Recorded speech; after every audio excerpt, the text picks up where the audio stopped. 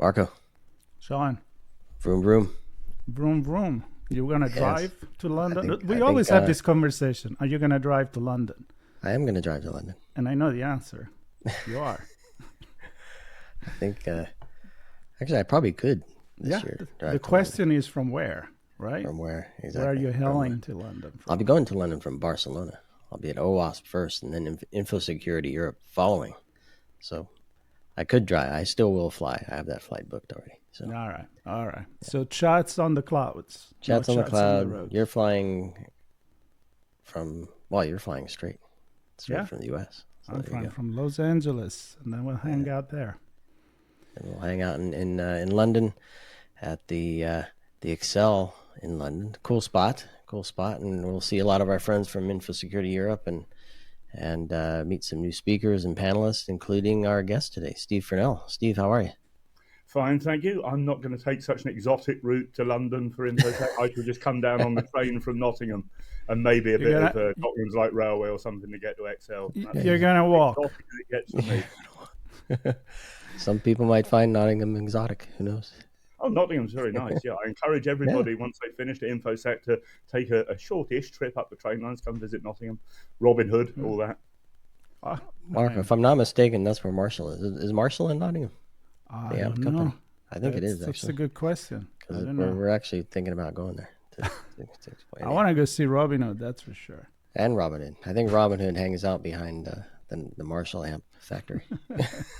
The statue of it near the castle, at least. You'll find there's some pubs nearby as well. They're quite nice. Oh, there you go. There's always a pub. Yeah. You know what? You mentioned a pretty large company. I want to say it's a large company. It's an international company. And instead here, I think we are going to... Oh, they do make a lot of noise. But that's right. What we're going to talk about today, I believe, is actually those companies that are not as big as them. And, of course, being at Infosecurity London, Europe, we're going to talk about small and medium businesses and how they do deal with cybersecurity. I believe that's exactly what you're going to be talking about there. So that's certainly the focus of our panel, yes. So we're specifically talking about some work that we're doing as part of a research project, trying to now form what we're calling cybersecurity communities of support for small and medium enterprises. So trying to provide another channel for organizations that might find it difficult to engage with cybersecurity to have a means of getting involved in let's say a more socialized version of cybersecurity in a peer context. So that's the underlying aim of the project we're doing, and we've done a lot of lead up research looking at the nature of the challenges that face actually SMEs of different sizes. So the term small and medium sized enterprise, of course, covers a multitude of actually quite different businesses and sizes involved. And before we get into all the goodness, Steve, perhaps a few words from you about your role at the university, and which I presume was where some of this research is taking place, and some of the other things you're involved with in cybersecurity specifically. Yep. So absolutely. So my day job is Professor of Cybersecurity at the University of Nottingham. So we've got a cybersecurity research group there in the School of Computer Science, but also with some interdisciplinary links to colleagues in other schools and faculties. We've got a fairly large PhD community looking at a variety of different aspects of cybersecurity. So verging from the business, human and organizational stuff through to much more technical aspects of it. The project that we're talking about at Infosecurity is one of several that we've got going on. But the wider range of activities, of course, it spans both research and the more general education and public engagement around cybersecurity. You know, Steve, I've been talking about the connection between cybersecurity and society for as long as I've been talking on ITSP Magazine, actually, which is 11 years now. And I don't know. I feel like there is still a very big gap. I think technology has been helping. I think maybe legislators have been helping as well. But I'd like to hear from you. Where are we standing at this moment in time? Yeah, so I think fundamentally, I think you're right. There is still a fairly significant gap in some areas in terms of the things that that we really need, let's say, societally, as individuals and as organizations, to actually keep up with it. As you mentioned, the technology itself keeps advancing, so there's more things we can usefully do with it, there's more benefits that are offered to us, but at the same time, the whole, the fundamental connectivity, the extent to which we're online, our data's potentially exposed, that we're, let's say, individually and in businesses, organizations, depending on the technology, all of that advances as well. So if we're not dealing with the cybersecurity aspect, then we're more exposed, and to a greater degree across a wider landscape of things. And if we look at, let's say, the fundamental, what could we term it, cybersecurity literacy of individuals, I don't think that dial has moved anywhere near as much as people's appetite to adopt technologies and services and their consequent use of it, their ability, their understanding of what the risks are and how to secure it, unless it's done automatically for them. I think that the position is not greatly advanced, certainly not to the same extent as the technology itself. So it's interesting, Steve. I'm curious how that shakes out in the program you have at the university, bringing the next generation of professionals into the field. What does that look like? Who are you seeing interested in this? What are you teaching them, and how does that relate to what we need in the space? So one of the things that we do, it's one of the other project activities that we've done recently at the university, is to try and promote cybersecurity and actually related careers to younger people, so actually mainly to the pre-university student community. So we've done a number of events funded by the Department for Science, Innovation and Technology, which we've termed Step into Cyber. And so that's been trying to raise awareness of the fact that cybersecurity is a thing that we need as a society, and also the career opportunities that young people could look to pursue within it. And actually not just from the perspective of those interested in computer science and related topics, but the wider breadth of cybersecurity and the roots in there, the need for the different interdisciplinary skill sets to actually do the job properly. Yeah, and I know, Marco, you probably want to jump in, but I don't know, maybe you can kind of shape the picture for us in UK, maybe broader Europe, if you have a view of that, for the SMEs, SMBs here, like referenced here in the States. Mm-hmm. A lot of at least my perspective is, when you get to the smaller organizations, they don't have the staff. They often don't have a wide range of budgets to do things, and therefore they look for partners in service providers. Is that also the case in the region you see and or have connections with? And then how does that also shape the training that we're providing? Yeah, so I think it's certainly true that many smaller organisations, particularly in our parlance, in the small and micro organisation range. So we're talking that organisations up to 50 employees for the small and up to 10 for a micro organisation in sort of European parlance. Yeah, very often, though, they don't have a number of things potentially. They don't have the budgets, they don't have the in-house expertise, they may not have the understanding that it's an issue that they need to answer in the first place. And very often, even if they do, they don't have the time to direct towards it because of the other pressures of actually running the business and keeping that afloat, let's say. Depending on the size of organization and their level of more general awareness, they may, and their ability to do so financially, they may have partnered with an external provider to help with both the cybersecurity and their wider IT provision, but it's not a uniform picture. So some will be doing this, some won't be, and those that are, there's a varying perhaps level of understanding about what they ought to be looking for in terms of the cybersecurity support. So on one level, it's maybe tick a box that the service provider is doing cybersecurity, whatever that looks like. But if the SME itself had a better understanding of what good looks like, then they could make a more informed decision and choice about whether they're getting what they actually need in terms of that protection and provision.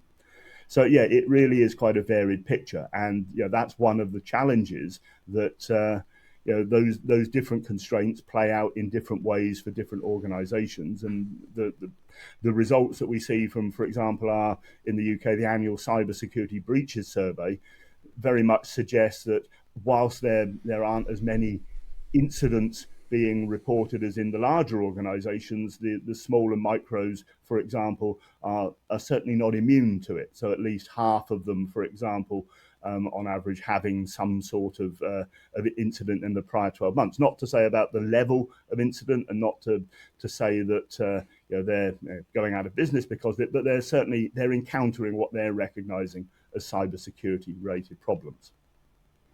So I want to touch on two things, and then I already told you I want to talk to you more when we are there, because I'm really fascinated by the psychology part of it, which I want to touch on. But first, I want to talk about the automation, right? So we know the automation and AI, yeah, I said it. It's something that, of course, the bad guys are using. But I'm also thinking there is a lot of automation that small businesses can now use compared with years ago that not going to resolve the problem. It never resolved the problem, but it could level up a little bit. What's your take on that? Yeah, I mean, certainly the more that can be done in an automated manner without the user having to get involved, that's good in the sense that it lifts some of the responsibility from them. It takes some of the complexity away, and it doesn't have to involve AI at all. I mean, for years we've had the ability for certain aspects, for example, the security updates to be installed automatically, for malware scans and things to be scheduled. So the things that in the early days used to rely on somebody actively making a decision about, am I going to do this thing, backups as well. All of this stuff can happen in an automated manner. But you've still got the point of vulnerability when there's a decision to be made, when there's the threat that's come looking for the person, rather than the perhaps some of the more routine maintenance activities and things that can be scheduled. So we still do need, and it goes back to that earlier point about the awareness and the understanding, the literacy of the individual. We still need that bit to be there, because otherwise you've got the exposure to, I suppose, classic problems now, like phishing messages, whether they're by email or social engineering via some other channel. The minute it reaches the person, it's down to them as to whether they're threat resistant or not. And I suppose thinking about where AI can play a role in a more negative sense, that's been a utility for the attackers in framing some of these things in a more convincing manner for the potential victims. So I'm going to touch on a couple of things here, Steve. And I think they're related, and perhaps you can confirm that in your response. But the supply chain has been something that keeps coming up, and I noticed that it's noted in the abstract for your panel discussion as well. And in the description, you also talk about community. So where SMEs can come together and share information, share knowledge, collaborate perhaps even with some of their other partners. I think we start to raise the bar for everybody when we do that. And so perhaps this is where the connection comes in for the project, the other project you're working on. What is it? The Psy. I should have had that handy. Where is it? Psychos. Psychos. There. I wanted to say Psychops, and I was like, that's not it. Psychos, like as in cosplay.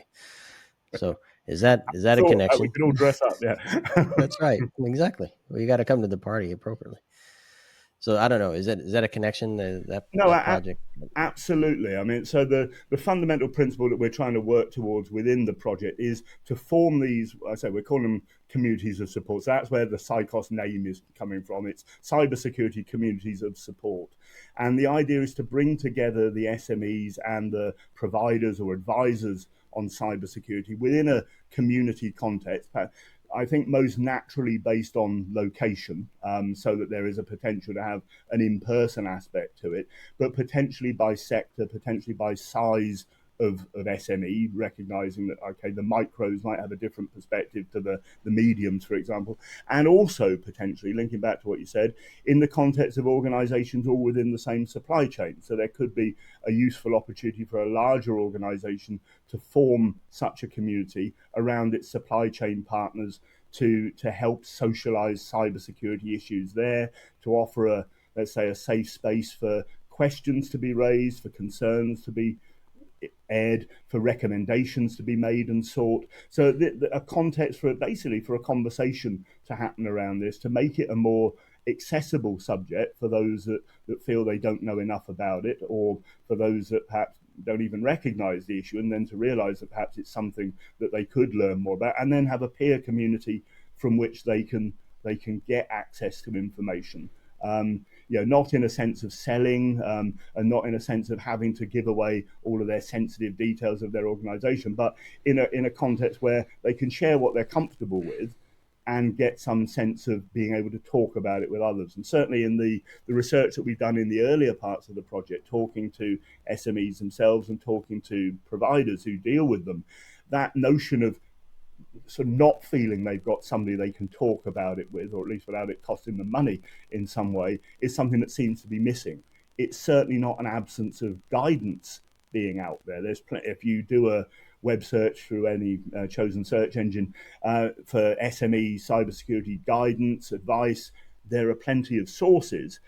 What we found looking at them within the research that we've done is they're not necessarily consistent in what they cover. So different topics air to different levels in different places, and they're not necessarily consistent, and they're not consistent in the level to which they take the advice. So, some will range from sort of just general tips, some will be more sort of action points, but as an SME, you've still got to have some level of expertise and capability to put those points into action. And so having a community in which you can ask, well, okay, this bit of advice says I need to do this. How might I do it? What did you do? What were the problems when you did this? That sort of discussion has a place to occur. Right. And so I love the community. I think it's easier when you resolve social issue also, when you break it down in community, and then the community build the bigger, the city or the bigger community, like concentric and growing. But before they get to the community aspect and getting together, they need to be aware of the issue. And and Sean, of course, we had a nice conversation at RSA conference San Francisco with Jason Nurse, which is a professor at the University of Kent. And one of our collaborators in the project. So Jason's another member of the team. So there you go. Jason very well. And given that you mentioned him, I should also mention Maria Bada from Queen Mary University, who's the other partner in the project. Yeah. And we were exactly talking about that. And he did a presentation there, the psychological aspect of things and how people are really not feeling it. I mean, I'm saying it very LA here. I'm not feeling it. But what I mean is they're very scared. They're, over alert, kind of like, crying wolf, but not really understanding and kind of getting detached from it. So is the solution there maybe a little bit more involvement from a requirement, from legal perspective, from government stepping in, or there is something, in your opinion, that, as Justin said, that we can do as a community? So, and hopefully Jason's sort of thoughts towards the community were informed by the fact that we're doing this within the Psychos project. But I think fundamentally, that's the approach I think that needs to occur before we get to the level of requiring, legislating, etc., and fundamentally obliging organisations to do it. Because if you think about the position we're in now, certainly at least in the UK, if a regulation was to come in that said every SME needs to do X, Y, and Z, well, they're not in a position to do so. And there isn't the level of support and accessibility of support out there for them to be able to be guided. I mean, we've got fundamentally still a skill shortage in cybersecurity, so that pushes the price of it up, etc., etc. So it would be I suppose, both unrealistic and unfair thing to put that requirement in place at this stage. What we need is to be able to raise the bar and to raise the level of capability and options to engage to a degree where it would then be realistic to say, okay, you've got these resources available to you. There is a path that you can take. And I'm not suggesting that the Psychos communities would be the sole answer to this, but the whole landscape needs to mature that bit further before we'd be ready for that, I think. Makes sense. And I go back to your the one example of many that you shared, but I'll call it the tip of the supply chain arrow, kind of leading the charge for we've done a lot of investment here. We kind of know what's going on. We're going to help our supply chain understand and be better prepared under our guidance, because we've done a lot of this work. So I really like that idea and many of the other things you mentioned. Let's as we wrap here, Steve, your session is called "Enabling Cybersecurity Communities of Support for SMEs." Very much on target for what we just talked about, of course. And it's with, let's see, Stephen Bell, Sat Machada, and Amanda Finch, led by James Coker. That's on Wednesday the 4th from 11:45 to 12:20 local time there in London, of course. Who do you expect to be in? And that's on the keynote stage. Who do you expect? Probably most of the conference, but who do you expect to be there? Who are you speaking to, and what can they expect from your session when they leave? So what I'd like to think the audience would be composed of is cyber practitioners who would be potentially interested in engaging and supporting the communities from that side of things. There may well be sort of the general members of the general business community, the actual SME target community who need the support in cybersecurity. If they're there and can hear that message and want to engage, that would be great as well. What we're really interested in from the perspective of the project is to get some further engagement of both SMEs and the practitioners, the advisors, to form a series of pilot communities that will then run, analyze, monitor, and evaluate as the final aspect of the project itself. So basically from the autumn or fall period, we're looking for those pilot communities to operate, and that will be sort of into early 2026.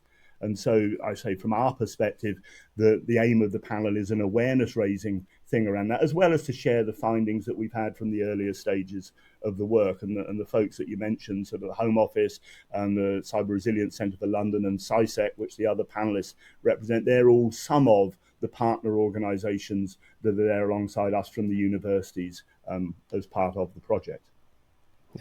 Yep. I love it.